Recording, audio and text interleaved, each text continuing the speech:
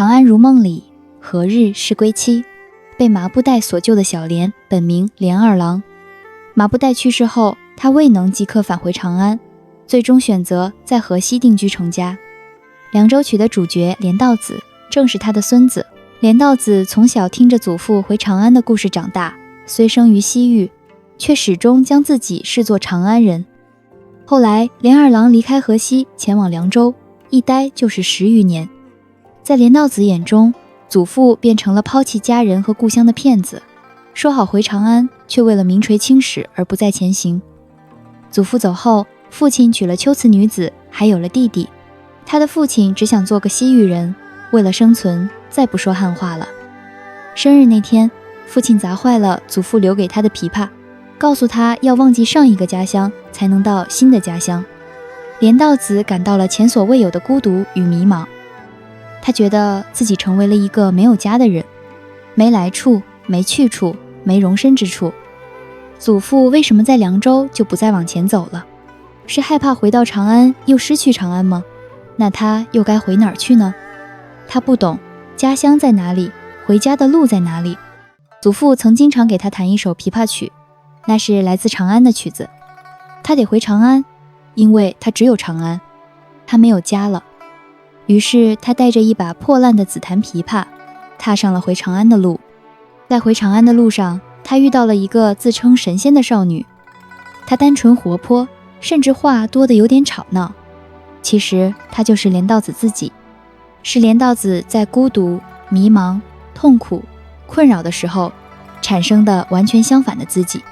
她没心没肺，活泼开朗，不在乎有没有家，可以理解为情绪的自我疏解，也暗喻那把琵琶。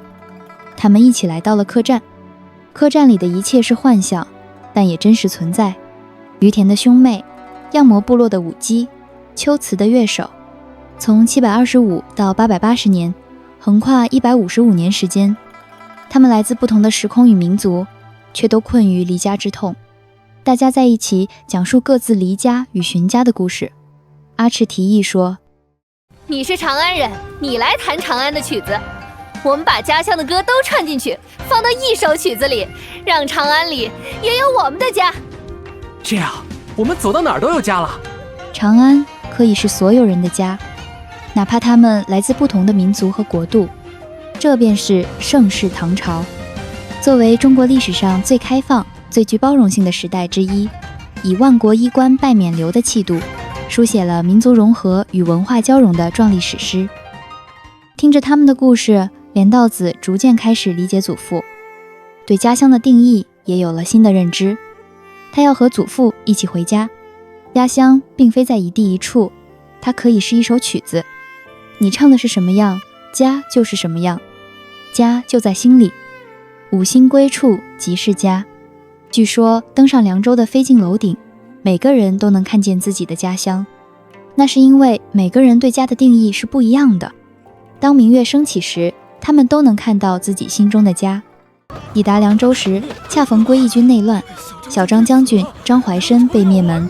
这次他没有迷茫，登上了飞镜阁，与祖父合奏了一首琵琶曲，曲中交织着不同旋律，承载着所有人心中的故乡。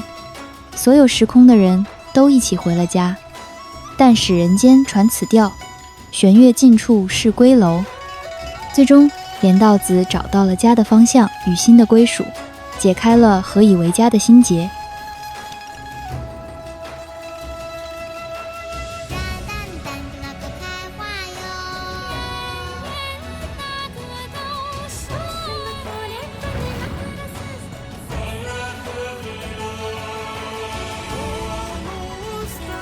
琵琶与凉州曲贯穿全程，背后藏着一段真实的历史。838年，日本遣唐使藤原真敏随琵琶名手连城武学习，获赠3面琵琶、悬象、青山、狮子丸。传说在归航时，狮子丸因龙神作祟坠海。日本正仓院所藏琵琶为现存唯一唐五弦琵琶，这是唐时期中华文化与海外文化友好交流的见证。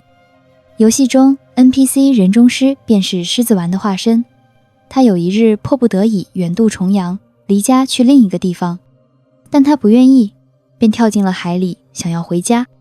他的弦断了，身体也残缺了。海里倒映着天上的月亮，他在月亮里流动，穿过一个又一个海中之月。